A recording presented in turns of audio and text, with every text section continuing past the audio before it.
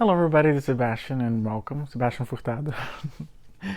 Okay, today, first of all, I'm sorry that I'm very late. I haven't had much extra time. I've been very busy at work, and I'm today actually at first I was inspired to talk about the number 18 from Chanel, and it was going to be my first Chanel.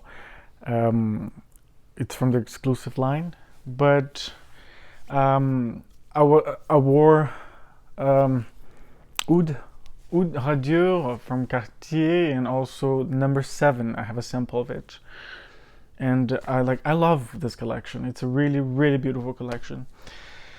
So I felt inspired to talk about Oud Rose from Cartier. They have actually three exclusive collections. One of them is this where the Oud belong. They have a few Oud perfumes. I think it's Les Olfactifs, the Travel Voyage, something like that. And they have the Hours. Here I have two different presentations. This is still sealed because I still have this. We got these 3 travel sprays when we bought this Oud Rose, so it's still sealed. But this is the new packaging, which looks like this. It's the same, as you can see, it's the same as the Hours, and as opposed to the old packaging, which used to look like this, but the Oud line had a different color box. I think it was a beige. So the old presentation was much bigger, like the box was much bigger and taller. This is what the current bottles are looking like. This is the one I had already of number 1, which I mentioned in the previous video I made of this perfume. I finished actually that perfume in the trip in Brazil, as I said I would. And I will show you I'm actually wearing this. This is on my shelf, and this is a backup of number 1 because I really love this perfume. And in the old presentation, this is what it looked like. It used to come like. It's a gorgeous presentation, really, really beautiful. It's sealed, but you did see the bottle in my previous video. So yes, let me spray some Oud Rose and talk about it. It's this one right here. Yes, I'm not going to spray much because this is a very potent perfume. I only put like 2 sprays max, but I'm only going to do 1 now because I wore it earlier today too. So this is beautiful. Really, really, really wonderful Oud and Rose combo. It's very woody. Okay, let's start with something else. The idea of Cartier and Oud. Oh, it's so woody. You know, it's not a pungent Oud. It's very smooth, very polished, very very Western kind of Oud, but it's not as Hermès's Santal. Is it Santal Massoya? No, they have another one that has Oud in it, but Hermès used Oud in a different way in their perfumes. They didn't use the Oud, which is when the tree is infected. They actually use the wood of the tree not being infected. They used agar wood, the tree not infected, if you know what I mean. Because Oud itself, it's when the tree gets infected and then it kind of dies, and then it creates this resin, and it changes how the tree smells. But the Oud that Hermès used was the tree not being infected. So that's why it's a very different kind of Oud. But this is Oud, and This is my favorite Oud Rose combo. It's just deep and rich, and the rose is blossoming, and it's just it's stunning. It's really stunning. It has a light menthol kind of feeling, in a way that's refreshing, while being very intense and rosy and woody. It's just, first encounter was a bit challenging because oud can always be a little bit challenging, in a way, depending how it's used. But there's nothing fecal. There's nothing challenging, I guess, in this perfume.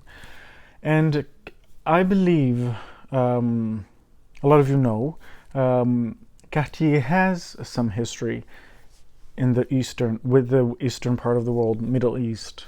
They've made jewels for many royal families of the Middle East. They've made some wonderful necklaces and tiaras and many other things for some maharajas and royalty of the Middle East. And so in that way, they do have a history with the Middle East. So I thought it would be very fitting for them to create a collection like this, representing it's Cartier, representing their history with the Middle East through perfumes for us, the normal people, because they have other ways of showing the history, which is with their jewels. Last year we were in Paris, and they had this exhibition actually of what was it, Cartier and the Muslim, I think, Islam arts, something like that. I don't know if it's still going on in Paris, but it had just started when we were there. A beautiful, beautiful exhibition, by the way. No, it just keeps getting better. It's such a wonderful perfume.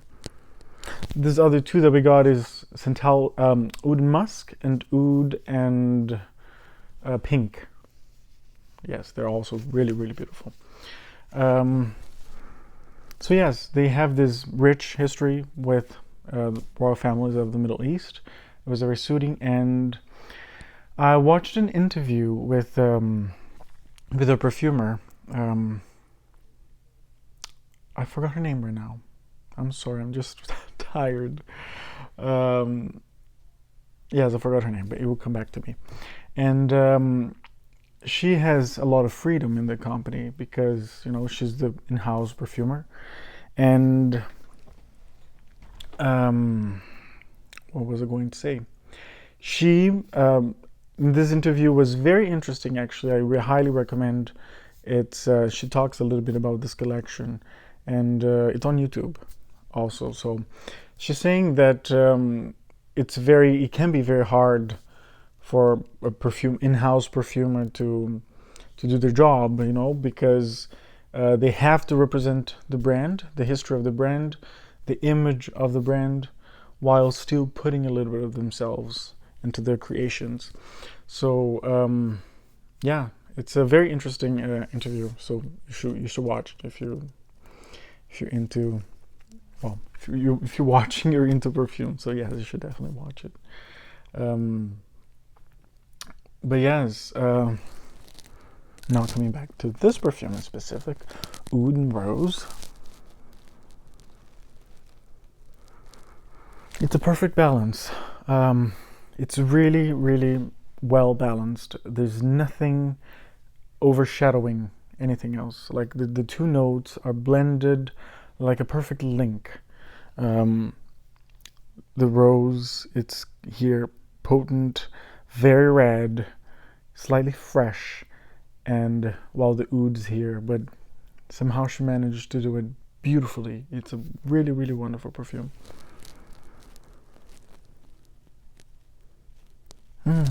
Yes, I don't really know what else to say, because that's pretty much it. I'm feeling very moved right now that I don't know what else to say. Yeah, it's very woody. Not like, it's not a super pungent oud, like you'd expect from leather oud from Dior. That one's like, oh my god. But there are many other ouds out there that are super powerful and super in your face, and but this is definitely, it's very smooth. It's oud worked in the Cartier style. So this is my favorite Oud Rose combo. Before this used to be Oud from Dior, which I still adore, but this has taken the crown a little bit because it doesn't scream. This is very subtle. It's a very classic, very extremely elegant perfume. And I finished a project today, which is decorating a bee bottle from Guerlain. I had this empty half-a-liter bee bottle, and I'm gonna take it to show you, and I will talk about it on my next video, and I will have to make another video this Sunday or Saturday. I will have to this time, because I promised you that I was going to talk about culture and all of that, and how it influences our notions of smelling, and or what's the word I'm looking for, olfactory senses. And yeah, but and I'll talk about this too, what I did. So it was a clear bottle, so I painted it with blue, and I did all this decorating. I had this cord to this. I picked from an old Shalimar bottle that was empty, and I did this. I hope you like it. So thank you so much for your time, your patience, for spending time with me, and I hope you have a wonderful morning, afternoon, day, night, evening, wherever you are in the world. And the world does need more beauty lovers. Bye.